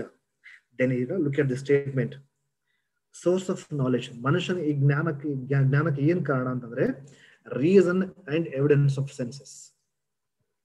ಮನುಷ್ಯ ಇಷ್ಟೆಲ್ಲ ಉದ್ಧಾರವಾಗಿರೋ ಕಾರಣ ಏನಂತಂದ್ರೆ ಮನುಷ್ಯನಲ್ಲಿ ತಾರ್ಕಿಕತೆ ಇದೆ, ಜೊತೆಗೆ ಅವನು ಎಲ್ಲದಕ್ಕೂ ಕೂಡ ಒಂದು ಸಾಕ್ಷ್ಯವನ್ನು ಕೊಡ್ತಾನೆ. ಇನ್ನು ಏನೇ ಹೇಳಿದ್ರು ಸಾಕ್ಷ್ಯ ತಂದು ಕೊಡ್ತಾನೆ. ಅದಕ್ಕೆ ಮನುಷ್ಯನ ಸೈನ್ಸ್ ಪ್ರೋಗ್ರೆಸ್ ಆಗಿರೋದು ಅಂತ ಹೇಳ್ತಾರೆ. ಇದು ಹೇಳಿದಾಗ ಜನಗಳಿಗೆ ಏನಾಯ್ತು, ಹೌದು ಅನಿಸ್ತು. People felt it's right. Then they started to be more enlightened, so called enlightened. ಸುಮಾರು ಜನ ಹೌದು ಹೌದು ಅಂತ ಹೇಳ್ಬಿಟ್ಟು they started to question the church and God's presence. ದೇವರು ಮತ್ತು ಈ ಧಾರ್ಮಿಕ ಪದ್ಧತಿಯನ್ನ ಅಥವಾ ಇಡೀ ಹೋಲ್ ಸಿಸ್ಟಮ್ ಇದೆಯಲ್ಲ ಅದನ್ನ ಪ್ರಶ್ನೆ ಮಾಡ್ತಾ ಹೋದ್ರು. ಯಾರಿಂದ? ಫ್ರಾನ್ಸಿಸ್ ಬೇಕನ್ಸ್ ಅವರ ಎಸ್ಸೆಗಳಿಂದ, ಪ್ರಭಾವದಿಂದಾಗಿ. Then we have John Locke social contract. ಈ ಸೋಷಿಯಲ್ ಕಾಂಟ್ರಾಕ್ಟ್ ಏನಿದೆ, ಜಾನ್ ಲಾಕ್ ಬಂದ್ಬಿಟ್ಟು he was inside of elite class. ಗೊತ್ತಿಲ್ಲದೆ ಅವನು ಎಲಿಟ್ ಕ್ಲಾಸ್ ಕಡೆ ಒಲವು ತೋರಿಸ್ತಾ ಇದ್ದ. ಇದರದ್ದೇನಾಯ್ತು, ಈ ಅಧಿಕಾರದಲ್ಲಿದ್ದವರಿಗೆ ತುಂಬಾ ದೊಡ್ಡ ಅಸ್ತ್ರ ಆಯ್ತು. ಹೌದು ಹೌದು, ನೀವು ಎಲ್ಲರೂ ಸರೆಂಡರ್ ಸ್ಟೇಟ್ಗೆ ಜೈ ಅಂದ್ಬಿಟ್ರೆ, ರಾಜನಿಗೆ ಜೈ ಅಂದ್ಬಿಟ್ರೆ ನಾವು ನಿಮ್ಗೆ ಊಟ ಬಟ್ಟೆ ಕೊಡ್ತೇವೆ, ರಕ್ಷಿಸ್ತೇವೆ ಅಂತ ಒಂದು ಕಾನ್ಸೆಪ್ಟ್ ಬಂದ್ಬಿಡ್ತು. ಇದು ಕೆಲವ್ರಿಗೆ ಇಷ್ಟ ಆಯ್ತು, ಕೆಲವ್ರಿಗೆ ಇಷ್ಟ ಆಗ್ಲಿಲ್ಲ. ಯಾರಿಗೆ ಇಷ್ಟ ಆಯ್ತು? ಶ್ರೀಮಂತರಿಗೆ ಇಷ್ಟ ಆಯ್ತು, ಬಡವರಿಗೆ ಇಷ್ಟ ಆಗ್ಲಿಲ್ಲ. And he other side he propagated one more idea, that's liberal theory. German French and American thinkers ಏನಂತಂದ್ರೆ ವ್ಯಕ್ತಿಗೆ ಸ್ವಾತಂತ್ರ್ಯ ಬೇಕು. What kind of freedom? Freedom to speak, freedom to express. ಅವನ ಮಾತುಗಳನ್ನ ಹೇಳೋದಕ್ಕೆ ಅವಕಾಶ ಕೊಡಬೇಕು ಅಂತ ಹೇಳ್ತಾ ಹೋದ್ರು. And he propagated one more he came out with one more concept called self, which is very important for us. See, John Locke ಬಂದ್ಬಿಟ್ಟು, though he created complications among people, he triggered thoughts. ಜನಗಳಿಗೆ ಯೋಚನೆ ಮಾಡಕ್ ಕೂಡ inject ಮಾಡ್ಬಿಟ್ಟ, ಯೋಚನೆ ಮಾಡ್ಬಿಟ್ಟು ಅಂದ್ಬಿಟ್ಟು ಜನಗಳಿಗೆ ಯೋಚನೆ ಮಾಡಿದಾಗ he gave another theory called self. ಜನಗಳಿಗೆ ಯಾವಾಗ ನೋಡಿ, ನಮ್ಗೆ ಕೊರೋನಾ ಬರೋವರೆಗೂ ನಮ್ಮ ಆರೋಗ್ಯ ಬಗ್ಗೆ ಚಿಂತೆ ಇರಲಿಲ್ಲ. ಯಾವಾಗ ತಲೆಯೆಲ್ಲ ಹುಳ ಹೋಗುತ್ತೋ ಆಗಲೇ ನಾವು ಯೋಚನೆ ಮಾಡೋಕೆ ಸ್ಟಾರ್ಟ್ ಮಾಡ್ತೇವೆ. ಯಾವಾಗ ಜನಗಳು ಯೋಚನೆ ಮಾಡೋಕೆ ಸ್ಟಾರ್ಟ್ ಮಾಡ್ಬಿಟ್ರು, ಅವಾಗ ಅವನು ಹೇಳ್ಬಿಟ್ಟ ಸೆಲ್ಫ್ ರೆಸ್ಪೆಕ್ಟ್ ಅಥವಾ ಸೆಲ್ಫ್ ಅಂತಕ್ಕಂಥ ತುಂಬಾ ಇಂಪಾರ್ಟೆಂಟ್ ಅಂತ ಹೇಳ್ತಾ ಹೋದ. ಇವೆಲ್ಲ ನೋಡಿ ರೊಮ್ಯಾಂಟಿಕ್ ಏಜ್ಗೆ ಒಂಥರ ಏನದು ತಡಕ ಅಂತಾರಲ್ವಾ, ಒಗ್ಗರಣೆ ಕೊಟ್ಟಂಗೆ ಆಯ್ತಿದಲ್ಲ, ಅಡಿಗೆ ಪ್ರಿಪರೇಷನ್ ಮಾಡ್ಕೊಟ್ಟಂಗೆ ಆಯ್ತಿದಲ್ಲ. So in this essay concerning human understanding ಅಂತ ಹೇಳಿ ಇಲ್ಲಿ ಅವರು ತಮ್ಮ ಥಿಯರಿ ಆಫ್ ಸೆಲ್ಫ್ ಬಗ್ಗೆ, ಆಮೇಲೆ ಇಂಡಿವಿಜುವಲ್ ಲಿಬರ್ಟಿ ಬಗ್ಗೆ ಮಾತಾಡ್ತಾ ಹೋಗ್ತಾರೆ. ಯಾರು? John lock. ಸೊ ಇವೆಲ್ಲ ವಿಚಾರಗಳು ಇಂಪಾರ್ಟೆಂಟ್. ಇಲ್ಲಿ ಆಗಿರ್ತಕ್ಕಂಥ ಎಲ್ಲಾ ವಿಚಾರಗಳು ಕೂಡ ರೊಮ್ಯಾಂಟಿಸಿಸಂ ಮೇಲೆ ಇನ್ಫ್ಲೂಯೆನ್ಸ್ ಆಗಿದೆ. Then we have Immanuel Kant ಅಂತ ಹೇಳ್ಬೋದು ಇದಕ್ಕೆ. ಇವ್ರನ್ನ he said one thing that dare to know, ಏನೋ ತಿಳ್ಕೊಬೇಕಾದ್ರೆ ದಮ್ ಬೇಕ್ರಿ, ಗಟ್ಸ್ ಬೇಕ್ರಿ ಅಂತಂದ್ರು, ಗುಂಡಿಗೆ ಬೇಕು ಅಂತಂದ್ರು. ಅಂದ್ರೆ ಅರ್ಥ ಏನು? ಯಾರು ಪ್ರಶ್ನೆ ಮಾಡಲ್ಲ ಅವ್ರಿಗೆ ಧೈರ್ಯ ಇಲ್ಲ ಅಂತ ಅರ್ಥ. Obviously it triggers a kind of ego. It tests your ego hurt ಮಾಡ್ತಲ್ಲ, ದಮ್ ಇದ್ರೆ ನೋಡ್ಕೋಣ ಅಂತ ಹಂಗೆ. ಹಿ ಡೇ ಟು ನೋ ಅಂತಂದ್ರು. ನಿಮ್ಗೆ ಏನಾದ್ರು ಹೊಸ ವಿಷಯ ತಿಳ್ಕೊಬೇಕಂದ್ರೆ ಧೈರ್ಯ ಇರ್ಬೇಕ್ರಿ ಅಂತಂದ. Then he started to argue. This is called discourse ಅಂತಾರೆ ಇಂಗ್ಲಿಷ್ ಅಲ್ಲಿ. He started questioning what is enlightenment. ಅದ್ರಲ್ಲಿ ಒಂದು ಶಬ್ದ ತುಂಬಾ ಇಂಪಾರ್ಟೆಂಟ್ ಇದೆ, ಒಂದು ಫ್ರೇಸ್ ಇಷ್ಟ ಆಯ್ತು. Progress is inevitable. ನೋಡಿ, ನಿಮ್ಗೆ ಇಷ್ಟ ಆಗುತ್ತೋ ಇಲ್ಲೋ ಗೊತ್ತಿಲ್ಲ. ಪ್ರೋಗ್ರೆಸ್ ಅಂತಂದ್ರೆ ಉದ್ಧಾರ ಅಂತ ನಮ್ಮ ಒಂದು ಆಡು ಭಾಷೆಯಲ್ಲಿ ಹೇಳ್ತೀನಿ. ಉದ್ಧಾರ ಆಗೋದು, ಬದಲಾವಣೆ ಆಗೋದು ಸಾಮಾನ್ಯ. If you want to be part of it, it's your luck. If you don't want to be part of it, it's bad luck ಅಂತಂದ್ರೆ. ಒಂದು ಪ್ರೋಗ್ರೆಸ್ ಇದ್ರೆ ಅದರ ಒಟ್ಟಿಗೆ ನಡೆದ್ರೆ ನೀವು ಪ್ರೋಗ್ರೆಸ್ ಆಗ್ತೀರಾ. ಇಲ್ಲ ಬೇಡ ಅಂತಂದ್ರೆ ಅದ್ರ ವಿರುದ್ಧ ನೀವು ಹೋಗ್ತಾ ಇದ್ರ, ಅಲೆ ವಿರುದ್ಧ ಹೋಗ್ತಾ ಇದ್ರೆ ನಿಮ್ ಬ್ಯಾಡ್ ಲಕ್ ಅಂತ ಹೇಳ್ತಾವ. ಇನ್ನು ಹಿ ರೋಟ್ 3 ಕ್ರಿಟಿಕ್ ಅಂತಂದು ಒಂದು 3 ಪುಸ್ತಕಗಳಿದಾವೆ. ಅದು ಬರೆದ್ರು ಅವ್ರು ಅದ್ರಲ್ಲಿ ಹೇಳ್ತಾರೆ ಒಂದು ತುಂಬಾ ಇಂಪಾರ್ಟೆಂಟ್ ವಿಷಯ. ಇದನ್ನ ಅರ್ಥ ಮಾಡ್ಕೊಂಡ್ರೆ ಇಡೀ ಎನ್ಲೈಟನ್ಮೆಂಟ್ ಏಜ್ ನಿಮ್ಗೆ ಅರ್ಥ ಆಗ್ತದೆ ಈಸಿಯಾಗಿ.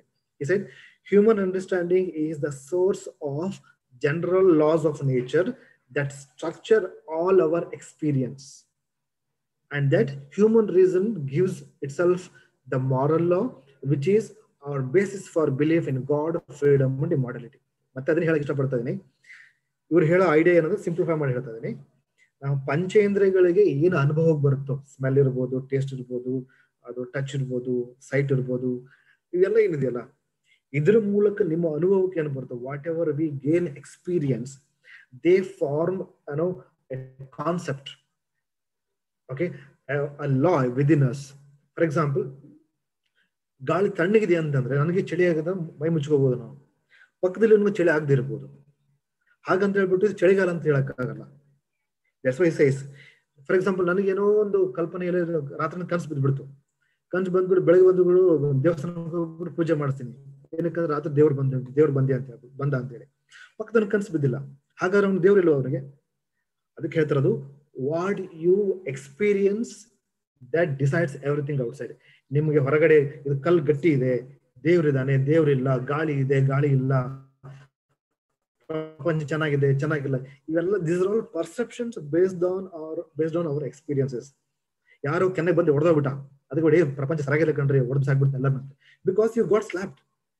ಅದಕ್ಕೆ ಪಕ್ಕದಲ್ಲಿ ಇದನ್ನು ಯಾರು ಬಂದು ಪ್ರಪೋಸ್ ಮಾಡ್ತಾರೆ, ಅದಕ್ಕೆ ಅವ್ನಿಗೆ ಪ್ರಪಂಚ ತುಂಬಾ ಸುಂದರವಾಗಿದೆ. ಸೇಮ್ ಪ್ರಪಂಚ, ಈ ಭೂಮಿ ಮುಂಚೆನೇ ಇತ್ತು, ಈಗಲೂ ಇದೆ, ಮುಂದೆನೇ ಇರುತ್ತೆ. It's individuals perception that makes lot of difference ಅಂತ ಯಾರು ಹೇಳಿದ್ರು? ಕಾಂಟ್ ಹೇಳಿದ್ರು. ಇದು ಜನಗಳ ಅನಿಸ್ತು, ಹೌದು ಮಾರಾಯ, ಹಾಗಾದ್ರೆ ನನಗೆ ಇದುವರೆಗೆ ದೇವರಿದ್ದು ಗೊತ್ತೇ ಆಗಿಲ್ಲ, I never experience the existence of God, then there is no God ಅಂತ ಸ್ಟಾರ್ಟ್ ಮಾಡ್ಬಿಟ್ರು. So this started to shake the whole what is basic principles of Western society. Western society was completely held by church initially, right, particularly in medieval era. ಹಾಗಾಗಿ ದೇವರ ಬಗ್ಗೆ, church ಬಗ್ಗೆ, ರಾಜರ ಬಗ್ಗೆ ಪ್ರಶ್ನೆ ಮಾಡಿದಾಗ ಇವರು ಬಿಡ ಅಲ್ಲಾಡ ಸ್ಟಾರ್ಟ್ ಮಾಡ್ಬಿಟ್ಟು. ಹಾಗೆ ನೋಡಿ, ಯಾವಾಗ ಜನಗಳಿಗೆ ಅನ್ರೆಸ್ಟ್ ಅಂತಿರುತ್ತೋ, ಸಂಕಟ ಅಂತಿರುತ್ತೋ, ಅವಾಗ ನೀವು ಏನಾದ್ರು ಸೊಲ್ಯೂಷನ್ ಕೊಡ್ಲೇಬೇಕು. ಈಗ ನಾವು ಬೈತಾ ಇರ್ತೀವಿ ಯಾರಿಗೆ, CM ಗಳಿಗೆ PM ಗಳಿಗೆ ಏನಂತ, ಏನ್ರಿ ಇದ್ರ ದುಡ್ಡೇ ಕೊಡ್ತಾ ಇಲ್ಲ, ಅಥವಾ ಬಂದ್ ದುಡ್ಡೆಲ್ಲ ತಿಂದು ತಿಂದು ಸಾಯಿಸ್ತಾ ಇದಾರೆ ಅನ್ನಲ್ಲ, ಈಗ ಕೊರೋನಾ ಇಲ್ಲ ಮಣ್ಣಿಲ್ಲ ಸುಮ್ಮನೆ ಮೋಸ ಮಾಡ್ತಾ ಇದಾರೆ ಅಂತ. ಈ ತರ ಪ್ರಶ್ನೆಗಳು ಮನಸ್ಸಲ್ಲಿ ಇರ್ಬೇಕಾದ್ರೆ ಜನಗಳ ಮೇಲೆ ಇರೋರು ಅಧಿಕಾರದಲ್ಲಿ ಸುಮ್ಮನೆ ಕೂತ್ಕೊಂಡ್ರೆ ನಮ್ಮ ಕಿಚ್ಚು ಜಾಸ್ತಿ ಆಗ್ತಾ ಹೋಗ್ತದೆ ಅಲ್ವಾ? ಅದಕ್ಕೆ ಸಮಾಧಾನ ಯಾರು ಕೊಡ್ಬೇಕಲ್ಲ. Unfortunately, there was no idea that could pacify their angst or their urge, their fire within, which was flamed by these people. ಇವರು ಹೇಳ್ತಕ್ಕಂಥ ಕಿಚ್ಚನ್ನ ಆರಿಸ್ತಕ್ಕಂಥ ಯಾವ ಒಂದು ನೀರು ಇರಲಿಲ್ಲ, ತಂಪು ಇರಲಿಲ್ಲ. There's one more person, Rousseau ಅಂತ ಬರ್ತಾರೆ, Jean Rousseau ಅಂತ ಹೇಳಿ. It's not Jean, it's Jean, a French philosopher. This Mahashaya is very, very vital for history of human existence. ಮನುಷ್ಯ ಇರೋವರೆಗೂ ಕೂಡ ರೋಸೋನ ಮಾತಾಡ್ತೀವಿ ನಾವು. He influenced both French Revolution and American Revolution. Okay, he existed during the Enlightenment age, and also he existed during the pre-Romantic era. So he experienced both the ages. He saw the transition. ಈ ಬದಲಾವಣೆಯ ಸಮಯದಲ್ಲೂ ಕೂಡ ರೋಸೋ ಇದ್ರು. And his ideas influenced the French fighters, American fighters to get the liberty. ಎಷ್ಟು ಮಟ್ಟಿಗೆ ಅಂತಂದ್ರೆ he was criticized by his own fellow friends, ಅಥವಾ ಅವನ ಹಿಂಬಾಲಕರಿದ್ರು ಅಥವಾ ಶಿಷ್ಯರಿದ್ರು, ಅವರೇ ಕ್ರಿಟಿಸೈಸ್ ಮಾಡ್ತಾ ಇದ್ರು ಇವನ್ನ ಸಿಕ್ಕಾಪಟ್ಟೆ. In fact Dr. Johnson, the one who wrote first dictionary, he brutally murdered his image. Okay, ಅಂದ್ರೆ ಅವ್ರು ಹೇಗೆ ಅಂತಂದ್ರೆ ಈ ಅಪ್ಪ ಸಿಕ್ಕಿರೋದು ಓಡಿಸ್ಕೊಂಡು ಹೊಡಿಬೇಕು ಕಂಡ್ರು ಅಂತ ಹೇಳ್ಬಿಟ್ಟಿದ್ರು ಅವರು. ಯಾರಿಗೆ? ಜೇಮ್ಸ್ ಬೋಸ್ವೆಲ್ಗೆ ತಮ್ಮ ಬಯೋಗ್ರಫಿ ಬರೆಯೋರಿಗೆ.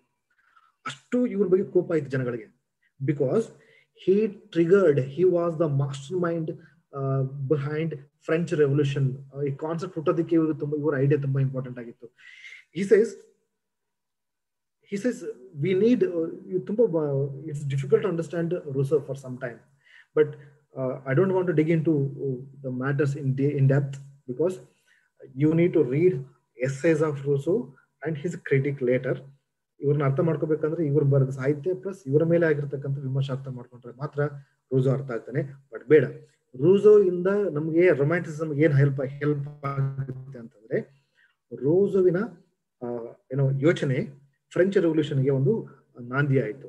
ಫ್ರೆಂಚ್ ರೆವಲ್ಯೂಷನ್ ಏನಿತ್ತು? ಲಿಬರ್ಟಿ ಇತ್ತು, ಫ್ರೆಟರ್ನಿಟಿ ಇತ್ತು, ಈಕ್ವಾಲಿಟಿ ಬಗ್ಗೆ ಮಾತಾಡಿದ್ವಿ. ಇವೆಲ್ಲ ಕೂಡ ನಮ್ಗೆ ಯಾವ್ದ್ರಲ್ಲಿ ರೊಮ್ಯಾಂಟಿಸಿಸಮ್ಗೆ ಇಂಪಾರ್ಟೆಂಟ್ ಆಗ್ತದೆ.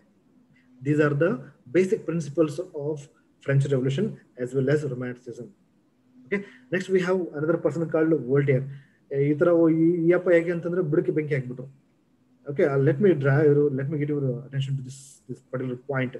Crush the infamous. ಇವರು ಸುಮಾರು 20,000 ಲೆಟರ್ಸ್ ಬರೆದ್ರು. He wrote 20,000 letters in his life and 2,000 books and pamphlets. And in his 20,000 letters, most of the times he mentioned one phrase. What is it? Crush the infamous. ಬಡಿ ಮಕ್ಕಳನ್ನ ಹೊಡೆದು ಬಿಸಾಕ್ಬಿಡಿ ಅಂತ ಬೈತಾ ಇದ್ರು. I'm using very vernacular language here, ಕನ್ನಡದಲ್ಲಿ. Crush the infamous. Crush the infamous ಅಂದ್ರೆ ಶ್ರೀಮಂತರನ್ನ, ಈ famous ಆಗಿರೋರ್ನ ಅಥವಾ ಗದ್ದಿಗೆ ಮೇಲೆ ಕೂತ್ಕೊಂಡ್ರೆ ಹೊಡೆದು ಬಿಸಾಕ್ಬಿಡಿ ಅಂತ ಹೇಳಿದ್ರು.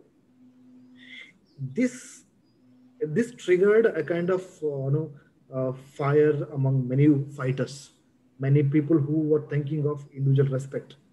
He says, ಇನ್ನೊಂದು ಶಬ್ದ ಇದೆ ನೋಡಿ, ಹೇಳ್ತೀನಿ ಇಲ್ಲಿ. Superstition sets the whole world in flame. ಈ ಹುಚ್ಚುಚ್ಚು ನಂಬಿಕೆಗಳು ಪ್ರಪಂಚವನ್ನು ಹಾಳು ಮಾಡ್ತವೆ. Philosophy quenches them. ಆದ್ರೆ ಆದರ್ಶಗಳು ಅಥವಾ ತತ್ವಗಳು ಏನಿದಾವೆ ಅವು ಮನುಷ್ಯನ ಒಂದು the unrest soul will be quenched ಅಂತ ಅರ್ಥ. ಅವರ ಸಮಾಧಾನ ಕೊಡಿಸುತ್ತೆ ಮನುಷ್ಯ ನಮಗೆ ಅಂತೇಳಿ. So Voltaire certainly created a kind of revolutionary enthusiasm among thinkers and writers of that age, Enlightenment age. Next, ಗತಿ ಏನ್ ಬೇಕಾದ್ರೆ ಹೇಳ್ಬೋದು. ಇವ್ರು ಕೂಡ ಹಾಗೇನೆ. He was the mastermind in Germany. Okay. He says flash of insight. He gave different dimension to science. Science ಮತ್ತೆ laboratory ಅಲ್ಲ, ಬದಲಾಗಿ ಹೊರಗಡೆ ತಗೊಂಡ್ಬಂದ್ಬಿಟ್ರು ಇವರು. He opposed Newton's theory of light in flashes of insight ಅಂತ ಒಂದು ಶಬ್ದ ಬರುತ್ತೆ. ಓಕೆ, ಜಾಸ್ತಿ ಡಿಸ್ಕಸ್ ಮಾಡೋದು ಬೇಡ. ಇವ್ರು ಹೇಳಿದ್ರನ್ನ ಬೀಟ್ ಕಾಂಟ್, ವಾಲ್ಟೇರ್, ಗಾಯಟೆ, ರೂಸೋ ಇವರೆಲ್ಲ ಏನ್ ಮಾಡಿದ್ರು ಅಂತಂದ್ರೆ these people started so what I'm trying to say is that these thinkers started to instigate thoughts in the minds of people. ಜನರ ಮನಸ್ಸಲ್ಲಿ ಪ್ರಶ್ನೆಗಳು ಹುಟ್ಟಾಗ್ತಾ ಹೋದ್ರು. ಈ ಪ್ರಶ್ನೆಗಳು ಇಲ್ಲಿ ಯಾವಾಗ ಹುಟ್ಟಿದ್ವು ಅಂತಂದ್ರೆ ಮನುಷ್ಯ ಕಷ್ಟದಲ್ಲಿದ್ದಾಗ. See, man was caught in the industrial revolution. Man was caught between too many wars. Man was suppressed by the two estates, estate 1, estate 2, right? And man was losing his self-respect, self-identity, and he was lost in this carbon forest ಅಲ್ಲಿ ಕಳೆದೋಗ್ಬಿಟ್ಟಿದ್ದ ಮನುಷ್ಯ. ಇಂಥ ಟೈಮಲ್ಲಿ ಜನಗಳಿಗೆ ಏನು ಅನ್ಸುತ್ತೆ, they look for a light to lead ಅಲ್ವಾ, and the light was visible through romantic literature. Okay, ಈ romantic literature ಬರೋದಕ್ಕೆ ಮುಂಚೆ ಇನ್ನೂ ಒಂದು ಎಲಿಮೆಂಟ್ಸ್ ಇದ್ವು. It's till 1755-60 this was the trend. What is that? Enlightenment ಅಂತ ಬರೀ ಯೋಚನೆ ಮಾಡಿ ಮಾಡಿ ಮಾಡಿ ಜನಗಳಿಗೆ ತರ ಕೆಡಿಸ್ಬಿಡ್ತಿದ್ರು. Too much of thinking was happening, you know. But later there was something called age of sensibility during the age of, it's also called age of Johnson, Dr. Johnson's age ಅಂತ ಕರೀತಾರೆ ಅದಕ್ಕೆ. ಅಲ್ಲಿ ಏನಾಯ್ತು, there was slight shift. ಜನಗೆ ಅನ್ಸತ್ತು, there is no point in thinking too much. Let's be sensible. We are forgetting human touch, human emotions, human existence ಅನ್ನ ಮರೆತು ಹೋಗ್ತಾ ಇದೀವಿ ನಾವು ಅಂತೇಳಿ. Then there was an element of slight romance in these three writers, Horace Walpole, Anne Radcliffe, William Beckford, and Thomas Gray, Cooper, Chatterton. There is one more person called William Blake ಅಂತೇಳಿ. ಇಷ್ಟು ಜನ ಏನ್ ಮಾಡಿದ್ರು, these people started to look inward. ಸಾಕು ಮರ, ಹೊರಗಡೆ ಏನಿಲ್ಲ, factory ಧೂಳು ಬಿಟ್ರೆ ಏನಿಲ್ಲ, ಒಂಚೂರು ಒಳಗಡೆ ಮನಸ್ಸಿದೆಯಲ್ಲ ಅದ್ರ ಬಗ್ಗೆ ಯೋಚನೆ ಮಾಡೋಣ ಅಂತಂದಾಗ they started to focus on some human emotions. In Castle of Otranto, Walpole started to I would say imbibe horror with romance. ಈ ರೊಮ್ಯಾನ್ಸ್ ಅಂತಕ್ಕಂಥ ಶಬ್ದ ನೀವು ಕನ್ಫ್ಯೂಸ್ ಮಾಡ್ಕೊಳ್ಳೋದು ಬೇಡ. It is actually the word basically taken from Latin term roman. Roman ಅಂತಂದ್ರೆ novel, means new thing, ಹೊಸತು ಅಂತ ಅರ್ಥ. So here, horror and new experience, new emotions were merged together in this play called Castle of Otranto. The same element, horror, was taken by Anne Radcliffe. She wrote a beautiful work called Mysteries of Udolpho in 1795. Then the term we call it Gothic. Gothic ಅಂತಂದ್ರೆ ಈ ದೆವ್ವ, ಭೂತ, suspense ಅಂತ ಹೇಳ್ತಾರಲ್ಲ, ಆ ತರದ ಒಂದು element, ಭಯವನ್ನು ಸೃಷ್ಟಿಸ್ತದೆ. ಭಯ is again fear is one of the emotions. ಇವಾಗ ಭಯ ಅಂತಕ್ಕಂಥ ಮನುಷ್ಯನ ಭಾವನೆಗಳಲ್ಲಿ ಒಂದು, ಅದು ಕೂಡ ಮರ್ತು ಬಿಟ್ಟಿದ್ದೆ ನಾವು. People were so busy in thinking and doing some work that people started to forget even how to be feared, how to be happy, how to be joyous. So Anne Radcliffe triggered this emotion called horror or fear, right? And same element can be seen in Beckford's Wethek. ನೀವು ಅನ್ಬೋದು ಇದಕ್ಕೆ ರೊಮ್ಯಾಂಟಿಸಿಸಮ್ ಏನು ಸಂಬಂಧ? See, there was a term called emotion, right? In romantic age, in the second slide. There I mentioned the term called emotion. So these people started to look into human emotions, maybe darker or brighter. It depends on somebody. ನನಗೆ horror movie ತುಂಬಾ ಇಷ್ಟ, ಕೆಲವ್ರಿಗೆ ಅದು ಆಗೋದೇ ಇಲ್ಲ. So it's again subjective argument. And there's one more thing called graveyard. ಇದೇ element, Gothic element ನಾವು ಪೋಯಟ್ರಿಯಲ್ಲಿ ನೋಡ್ತೀವಿ. ಯಾರ್ದು? Thomas Gray. ನೀವು ನಾವು ಎಲಿಜಿಡ್ ನಾನ್ ಕಂಟ್ ಚರ್ಚಾರ್ಡ್ ಅಂತ ನೀವು ಕೇಳಿರ್ಬೋದಲ್ವಾ. So look at the poem. It is not city, it is rural area. It is a graveyard, Christian graveyard. The whole setting is very grim, light is very dim, emotions are again dull. So ಇದರೆಲ್ಲ ಕೂಡ ಮುಂಚೆ ಸುಸ್ತಾಗಿ ಕೂತ್ಕೊಳ್ಳೋದು ಕೂಡ ಒಂದು ಭಾವನೆನೆ, ಅಯ್ಯೋ ಪಾಪ ಅಂತಾರೆ, ಅದೊಂದು ಭಾವನೆ. ಇಂಥದ್ರ ಮೇಲೆ ಥಾಮಸ್ ಗ್ರೇ ಫೋಕಸ್ ಮಾಡಿದ್ರು. And then we have sentimental novels. as I said, people forgot to identify the kins and kiths. ತಮ್ಮ ಅಕ್ಕಪಕ್ಕದಲ್ಲಿರ್ತಕ್ಕಂಥ ಸಂಬಂಧಗಳನ್ನು ಕೂಡ ಮರ್ತೋಗಿದ್ರು. But Samuel Richards, Pamela, what you rewarded a novel, and Oliver Goldsmith, Wycliffe Wakefield, and Lawrence Stearns, Tristram Shandy. ಇದೆಲ್ಲ ನಿಮಗೆ any type ಕೆಸೆಟ್ help ಆಗ್ಬೋದು. Points ನೆನಪಿಟ್ಕೊಳ್ಳಿ. And his another novel called Sentimental Journey. ಇದೆಲ್ಲನೂ ಕೂಡ ಏನ್ ಮಾಡಿದ್ರು, these people started to look at the other dimension of human life, human existence, ಅಂದ್ರೆ ಫ್ಯಾಮಿಲಿ, ಇನ್ಸ್ಟಿಟ್ಯೂಷನ್, ಸೋಷಿಯಲ್ ಇನ್ಸ್ಟಿಟ್ಯೂಷನ್ಸ್ ಅಂತದ್ರಲ್ಲ, ಅದರಲ್ಲಿ ಫೋಕಸ್ ಮಾಡ್ತಾ ಹೋದ್ರು. They started to deviate the minds of the readers. ಓದುಗರ ಗಮನವನ್ನ ಒಂಚೂರು ಡೈವರ್ಟ್ ಮಾಡಿದ್ರು. ಹೋರಾಟ ಅಂತ ಒಡಿ ಬಡಿ ಅಂತ ಸಾಕಾಗಿ ಕೇಳಿಸ್ಕೊಂಡು and people were afraid as well as scared as well as angry after French Revolution. ನಮ್ಮಲ್ಲೂ ಕೂಡ ಹಿಂಗ ಆಗ್ಬೇಕು ಅಂತ ತುಂಬಾ ಮನಸ್ಸಲ್ಲಿ ಕೂತ್ಕೊಂಡ್ಬಿಡ್ತು. ಆ ಒಂದು ಮನಸ್ಥಿತಿಯನ್ನ ಒಂಚೂರು ಡಿವೇಟ್ ಮಾಡಿದವರು sentimental novels. And very importantly, when we say pre romantic writers, ಅಂದ್ರೆ ರೊಮ್ಯಾಂಟಿಕ್ ಏಜ್ ಮುಂಚೆ ಈ ರೊಮ್ಯಾಂಟಿಕ್ ಎಲಿಮೆಂಟ್ಸ್ ತಂದವರಲ್ಲಿ ಇನ್ನೊಬ್ಬ ಮುಖ್ಯವಾದ ವ್ಯಕ್ತಿ ಅಂತಂದ್ರೆ William Blake. He was a painter, he was a publisher or printer ಅಂತ ಹೇಳಿದ್ರು ಅವರು. And he was poet, beautiful poet. One should read his original text. He wrote 2 volumes, collection of songs, songs of innocence, songs of experience, mentioned here. This is a kind of turning point for many romantic writers. They were very happy after reading these poems, because there are 2 poems, Tiger and Lamb. Okay, ಅಲ್ಲಿ ದೇವರ ಪ್ರಶ್ನೆ ಮಾಡ್ತಾನೆ, ಅಯ್ಯೋ ದೇವರೇ, are you the same God who created lamb as well as tiger? What was necessary ಅಂತ.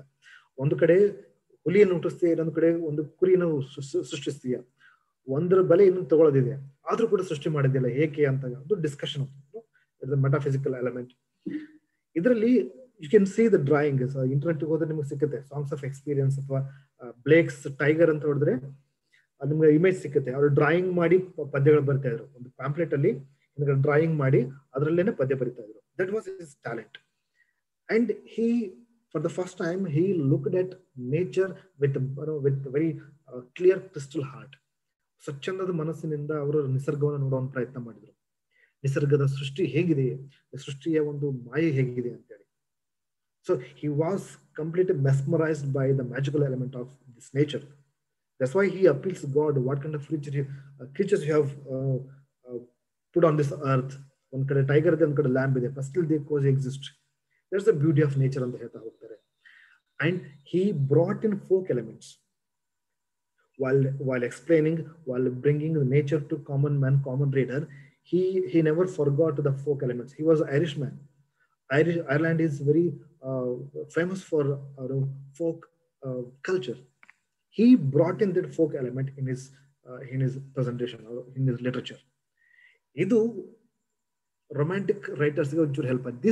This was a kind of tool, helping hand to the romantic people. So now, just to recollect these few points. Just remember this image. Okay, before romantic age, this was the condition of age of enlightenment, and these are the writers who triggered the minds of Europeans thinkers. They triggered even individuals to think of their self-respect. They triggered many revolutions. They were the masterminds behind many new thoughts. And these are the people who helped romantic literature writers. They enabled them with the different elements like Gothic element, nature, folk, other things. So ಇವರು ಇಲ್ದೇನೆ romantic literature ಬರ್ತಿರ್ಲಿಲ್ಲ. Okay, Wordsworth and Coleridge, they started romantic writing not just in air. ಅವ್ರೇನು ಕನ್ಸಲ್ ಬಂದ್ಬಿಟ್ಟು ದೇವ್ರ ತಥಾಸ್ತು ಅನ್ಲಿಲ್ಲ. ಅವ್ರು ಇದನ್ನೆಲ್ಲ ಗಮನಿಸಿದ್ರು. Wordsworth and Coleridge, they read Blake, they read Johnson, they read Edmund Burke, they read Rousseau, other people. Okay, then they started, no, this is what we want. We don't want too much of reasoning. We want common life. We don't want industry. We want nature. We don't want cities. We want our village life. We don't want carbon fog. We want ocean fog. ಸಮುದ್ರದಿಂದ ಬರ್ತಕ್ಕಂಥ ಮೋಡಗಳನ್ನು ನೋಡ್ಬೇಕಾಗಿದೆ, ಹೊಗೆ ಮೋಡ ಅಲ್ಲ ಅಂತ ಹೇಳ್ತಾ ಹೋದಾಗ, and they said no more God. ಇವ್ರು ಕೂಡ ಅದೇ ಹೇಳಿದ್ದು. ಯಾರು? The romantic people. They said we don't need a God's presence. There is God everywhere. What we need is an insight to see it. ಮನಸ್ಸಿಗೆ ಒಳಗಣ್ಣು ಅಂತ ಇರುತ್ತಲ್ವ, ಅದು ತೆರೆದ್ರೆ ಪ್ರಪಂಚವೆಲ್ಲ ಚೆನ್ನಾಗಿ ಕಾಣಿಸುತ್ತೆ. What do we need? We need an imagination which is possibly which may possibly bloom in nature, in a natural circumstance. ನೈಸರ್ಗಿಕವಾಗಿ ಇರತಕ್ಕಂಥ ಒಂದು ಸಂದರ್ಭದಲ್ಲಿ ಮನಸ್ಸು ಅರಳುತ್ತದೆ, ಕಲ್ಪನೆ ಅರಳುತ್ತದೆ. ಆವಾಗ ಮನಸ್ಸು ಅರಳಿದಾಗ ಎಲ್ಲವೂ ಕಾಣಿಸುತ್ತೆ. ದಟ್ಸ್ ವಾಟ್ ವಿ ನೀಡ್ ಅಂತ thinkers. I hope I have made my point clear. Till this point, I have drawn your attention towards what happened before Romanticism. What were the basic reasons? Some of the reasons that caused Romantic age ಅಂತ ಹೇಳಿದ್ದೀನಿ. Next class ಅಲ್ಲಿ let's discuss who were the major writers, their ideas, their literary output in different say forms like poetry, novel, criticism, as well as prose or essays.